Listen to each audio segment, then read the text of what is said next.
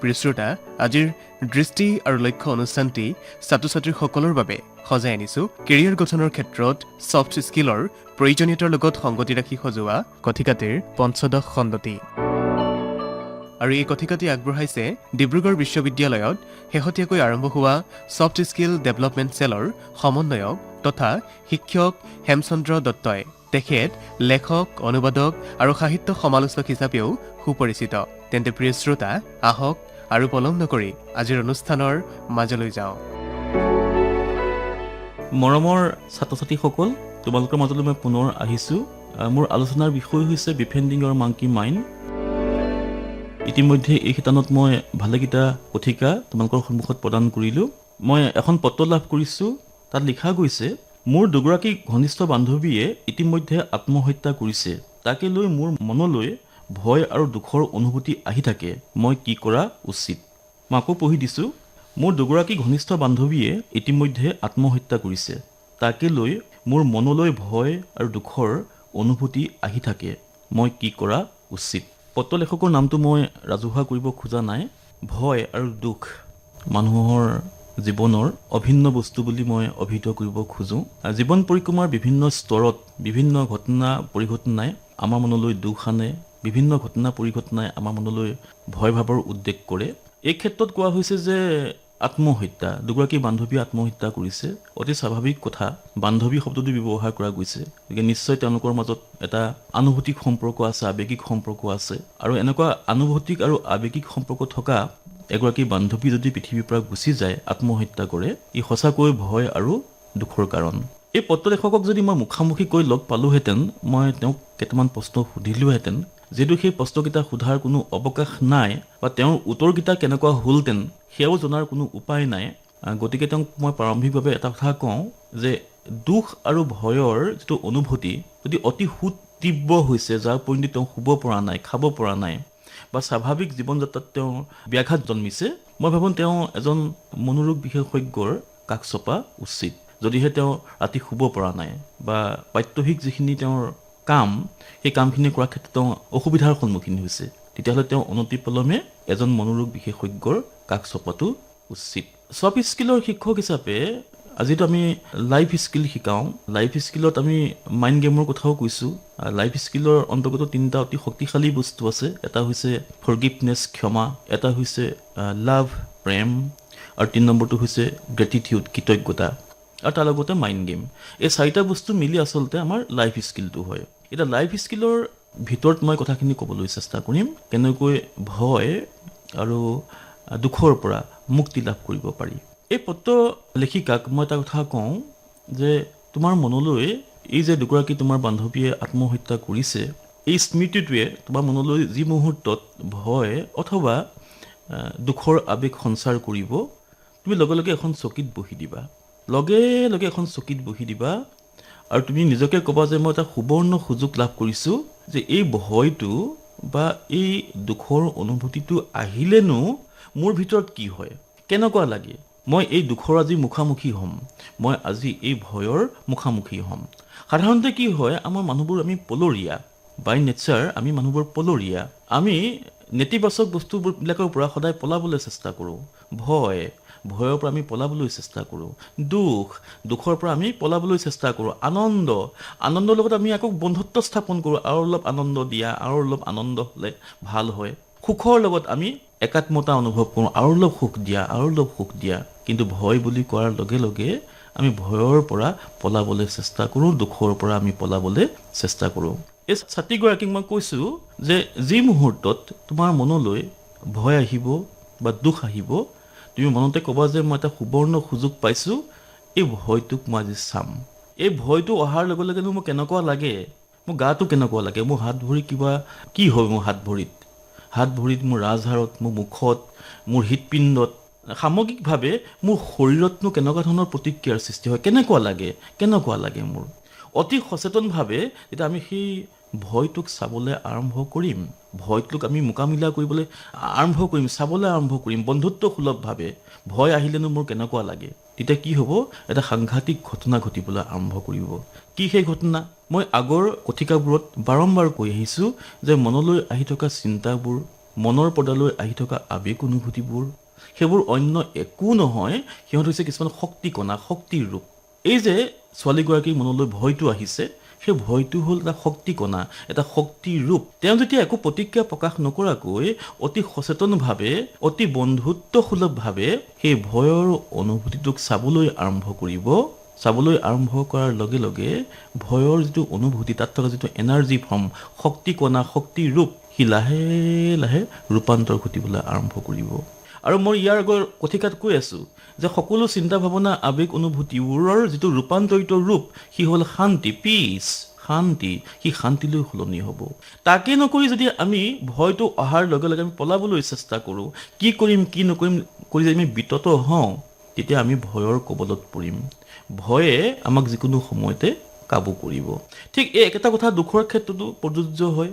এই ছাত্ৰীগৰাকীৰ প্ৰতি মোৰ অনুৰোধ, দুখানুভূতি অহাৰ লগে লগেও তুমি চকীখনত বহি দিবা, মেৰুদণ্ড পোন কৰি বহিবা, চকু মুদিবা, আৰু কিনো হয় তোমাৰ ভিতৰত, কি লাগে, দুখেনো কেনেকুৱা তোমাৰ মনৰ ভিতৰত কিয় প্ৰতিক্ৰিয়া কৰে, শৰীৰটো তোমাৰ কেনেকুৱা লাগে, কি হয় তোমাৰ ভিতৰত। যেতিয়া আমি সচেতনভাৱে সেইটো অনুধাৱন কৰিবলৈ চেষ্টা কৰিম, কি হৈছে মোৰ ভিতৰত, মোৰ হাত ভৰি কঁপিছে নেকি, কি হৈছে মোৰ, উশাহ নিশাহৰ কিবা গতি সাল সলনি হৈছে নেকি, পিৰপিৰণি হৈছে নেকি মোৰ গাত, কি হৈছে। যেতিয়া আমি এলাৰ্ট হৈ দিম, সচেতন হৈ দিম, তেতিয়া দুখৰ ভিতৰত থকা এনাৰ্জি ফৰ্মটো ই সলনি হ'বলৈ আৰম্ভ কৰিব। এই কথাবোৰ বৰ অদ্ভুত কথা যেন লাগিব পাৰে বহুতৰ কাৰণে। এইবোৰ কি কথা কৈ আছে এই ছাৰজনে, অদ্ভুত কথা এইবিলাক। কেনেকৈ দুখটো এটা এনাৰ্জি ফৰ্ম হ'বলৈ পালে, কেনেকৈ ভয়টো এটা এনাৰ্জি ফৰ্ম হ'বলৈ পালে। হয়, এনাৰ্জি ফৰ্ম। এই গোটেই বিশ্বব্ৰহ্মাণ্ডখন হৈছে শক্তিৰ খেলা। এইখিনি কথা আচলতে মই কোৱাতকৈ এজন যদি পদাৰ্থ বিজ্ঞানীয়ে কয়, কথাখিনি বেছি সমীচীন হ'ব, যুক্তিযুক্ত হ'ব। হ'লেও এজন লেমেনৰ দৃষ্টিভংগীৰে মই কওঁ, আৰু সকলোৱে চাগে বুজাত অসুবিধাও হোৱা নাই, যে এই সমগ্ৰ পৃথিৱীখন হৈছে অনন্ত শক্তিৰ খেলা। পদাৰ্থ বিজ্ঞানে আৰু এটা কথা কৈছে যে একক শক্তিৰে ভিন্ন ৰূপ হৈছে এই গোটেই বিশ্বব্ৰহ্মাণ্ড। একক শক্তিৰ এটা ৰূপ হৈছে শিলটো, একক শক্তিৰ এটা ৰূপ হৈছে গছজোপা, একক শক্তিৰ এটা ৰূপ হৈছে জীৱ জন্তুবিলাক। কিন্তু যেতিয়া আমি শক্তিৰ উৎসটো বিচাৰিবলৈ আৰম্ভ কৰিম, শিলটোৰ মাজত থকা শক্তিৰ উৎস, গছজোপাৰ মাজত থকা শক্তিৰ উৎস, তেতিয়া শেষত গৈ আমি দেখিমগৈ যে একক শক্তি উৎসৰে ৰেমিফিকেশ্যন হৈছে গছ, শিল, জীৱ জন্তু, গোটেই বিশ্বব্ৰহ্মাণ্ডখন। আৰু আমাৰ মনৰ পৰ্দালৈ আহি থকা চিন্তা, ভাৱনা, আৱেগ, অনুভূতি, সেইবোৰ হৈছে শক্তিৰ ৰূপ। ভাল চিন্তাটো যেনেকুৱা এটা চিন্তা, বেয়া চিন্তাটো তেনেকুৱা এটা চিন্তা। আমি এতিয়া ক্লাছিফিকেশ্যন কৰোঁ। আমি আচলতে ক্লাছিফিকেশ্যন কৰাত বৰ উস্তাদ। আমাৰ মানুহৰ মনটো ক্লাছিফিকেশ্যন কৰাত বৰ উস্তাদ। ভাল বুলি কোৱাৰ লগে লগে বেয়াটো আহি গ'ল, ধনী বুলি কোৱাৰ লগে লগে দুখীয়াটো আহি গ'ল, বগা বুলি কোৱাৰ লগে লগে ক'লাটো আহি গ'ল। পৰস্পৰ বিৰোধী কথাবিলাক ভবাত আমি বৰ উস্তাদ। এতিয়া আমি কি কৰিছোঁ, ভাল চিন্তাবিলাকক ভাল বুলি এটা উচ্চ আসন দিছোঁ, বেয়া চিন্তাবিলাকক এটা বেয়া চিন্তা বুলি এটা নিম্ন আসন দিছোঁ। আচলতে অন্তিম বিচাৰত কথাটো সেইটো নহয়। ভাল চিন্তাটো যেনেকুৱা এটা চিন্তা, বেয়া চিন্তাটো তেনেকুৱা এটা চিন্তা। ভাল চিন্তাটোৰ মাজত যেনেকৈ এটা শক্তিৰ ৰূপ লুকাই থাকে, বেয়া চিন্তাৰ মাজতো এটা শক্তিৰ ৰূপ লুকাই থাকে। শক্তিৰ ভাল, শক্তিৰ বেয়া বুলি কথা নাথাকে। শক্তি। সেই শক্তিক যেতিয়া আমি একো প্ৰতিক্ৰিয়া প্ৰকাশ নকৰাকৈ চাই থাকিম, সেই শক্তিটো ৰূপান্তৰ ঘটিবলৈ আৰম্ভ কৰিব। মই বাৰপতি কৈ আছোঁ যে এই মাইণ্ড গেমবোৰ অন্য একো নহয়, আমাৰ ভিতৰত থকা অনন্ত শক্তিক ৰূপান্তৰ ঘটোৱাৰ এটা কিটিপ। কিহলৈ? শান্তিলৈ। এই মাইণ্ড গেমবোৰ আমি যিমানেই অনুশীলন কৰিম, আমি এটা শান্তিপ্ৰিয় জীৱনৰ অধিকাৰী হৈ গৈ থাকিম। অতি শান্তিপ্ৰিয় জীৱন। যিমানেই এই মাইণ্ড গেমবোৰ আমি অনুশীলন কৰিবলৈ আৰম্ভ কৰিম, সেই মাইণ্ড গেমবিলাকে আমাৰ আভ্যন্তৰীণ পৃথিৱীখনত এটা ৰূপান্তৰ ঘটাবলৈ আৰম্ভ কৰিব। তোমাৰ যদি খং আছে, খংটো নিজে নিজে কমিব। তোমাৰ যদি হতাশা আছে, হতাশা নিজে নিজে কমিব। জীৱনৰ প্ৰতি যদি নেতিবাচক দৃষ্টিভংগী তোমাৰ আছিলে, নিজে কমিবলৈ আৰম্ভ কৰিব। আৰু তোমাৰ কাষত থকা মানুহবিলাকে পাতিব, এই ল'ৰাজন দেখোন আগতে এনেকুৱা নাছিল, এই ল'ৰাজন দেখোন সলনি হৈছে, এই ছোৱালীগৰাকীক দেখোন আগতে এনেকুৱা নাছিল, কথা পাতিবই নোৱাৰি, ইমান খং। এই ছোৱালীগৰাকীৰ খংটো কলৈ গ'ল? আৰু এদিন গৈ তোমাক হয়তো সুধিব, তোমাৰ কি হৈছে, তোমাৰ যে ইমান তুমি ভাল লাগিছে, তুমি দিনৰ পাছত দিন ধৰি তুমি ভাল হৈ তুমি আহি আছা, কি হয়, তুমি কিবা কৰা নেকি, তুমি কিবা অনুশীলন কৰা নেকি? এই প্ৰশ্নটো উল্টাই সুধিব। কিন্তু এই অনুশীলনটো একেবাৰে সহজ, একেবাৰে সৰল। একো কৰিব নালাগে। যি আহিছে, আপোনাৰ ভিতৰত যি ঘটিছে, আপোনাৰ মনৰ পৰ্দালৈ যি আহিছে, আৱেগ, অনুভূতি, চিন্তা, ভাৱনা, আপোনাৰ শৰীৰত যি ঘটিছে, একো প্ৰতিক্ৰিয়া প্ৰকাশ নকৰাকৈ আপুনি চাই থাকক। অৱশ্যে এইখিনিতে মই এটা কথা কওঁ, মই আৰম্ভণিতে কৈছিলোঁ যে ভয় আৰু দুখ এই ছাত্ৰীগৰাকীৰ ক্ষেত্ৰত যিটো হৈছে যে তেওঁ ইতিমধ্যে দুগৰাকী বান্ধৱীয়ে আত্মহত্যা কৰিছে, তাৰ কাৰণে তেওঁ ভয় লাগে, দুখ লাগে। এই ভয় আৰু দুখৰ যিটো তীব্ৰতা তোমাৰ ক্ষেত্ৰত প্ৰাত্যহিক জীৱনৰ কামখিনি কৰাত বাধাৰ সৃষ্টি কৰিছে। মই ভাবোঁ তুমি এগৰাকী বা এজন মনোৰোগ বিশেষজ্ঞৰ কাষ চপাটো উচিত। প্ৰিয় ছাত্ৰ ছাত্ৰীসকল, কৰ্মবৰ্ধিত হাৰত আমাৰ পৃথিৱীত মানৱ সমাজত আত্মহত্যাৰ যিটো প্ৰৱণতা বৃদ্ধি পাইছে, তাৰ বহুত কাৰক থাকিব পাৰে। সেইখিনি মনোবিজ্ঞানীয়ে ভালকৈ ক'ব পাৰিব বা স্নায়ু বিজ্ঞানীয়ে ক'ব পাৰিব। সেইখিনি মোৰ কাপ অফ টিৰ ভিতৰত নপৰে। তথাপিও দেখি আছোঁ যে আমি এনেকুৱা এটা জীৱন যাত্ৰা আমি গঢ়ি তুলিছোঁ, এনেকুৱা এটা পথেৰে আমি যাবলৈ আৰম্ভ কৰিছোঁ। আমাৰ সপোনবোৰ ঢেৰ, আমাৰ সপোনবোৰ অতি বিচিত্ৰ, আৰু সেই সপোনবোৰ যেন সফল কাম নহ'লেই যেন জীৱনটো অৰ্থহীন হৈ পৰে, এনেকুৱা ধৰণৰ এটা আমি প্ৰৱণতাৰ মাজেৰে আমি গতি কৰিছোঁ। এনেকুৱা প্ৰেক্ষাপটত আচলতে ছফ্ট স্কিলৰ অন্তৰ্গত লাইফ স্কিলবিলাকৰ গুৰুত্ব ক্ৰমাৎ বৃদ্ধি পাইছে। আমি যদি কৃতজ্ঞতাৰ ভাষা বুজি পাওঁ, আমি যদি প্ৰেমৰ ভাষা বুজি পাওঁ, আমি যদি ক্ষমাৰ ভাষা বুজি পাওঁ, তেতিয়াহ'লে আমি আত্মহত্যাৰ দৰে যিবিলাক কাম কেতিয়াও কৰিবলৈ নাযাওঁ। যদি আমি সঁচা অৰ্থত কৃতজ্ঞতাৰ পাঠ অনুশীলন কৰোঁ, আত্মহত্যা কৰিবলৈ যোৱাৰ আগতে নিশ্চয় মাৰ মুখখন মোৰ মনলৈ আহিব, দেউতাৰ মুখখন মনলৈ আহিব, নিশ্চয় মোৰ শিক্ষকসকলৰ মুখবিলাক মোৰ মনৰ পৰ্দালৈ আহিব, মোৰ শুভাকাংক্ষীসকলৰ মুখবিলাক মোৰ মনৰ পৰ্দালৈ আহিব, যিসকলে মোক বিভিন্ন উপায়েৰে বিভিন্ন প্ৰক্ৰিয়াৰে মোক সমৃদ্ধ হোৱাত সহায় কৰিছে, সেইসকল ব্যক্তিৰ মুখবিলাক মোৰ মনৰ পৰ্দালৈ আহিব। আৰু এই যে মনৰ পৰ্দালৈ মুখবিলাক আহি আছে বা আহি থাকিব, সি মোক বাধা প্ৰদান কৰিব আত্মহত্যা কৰাৰ ক্ষেত্ৰত।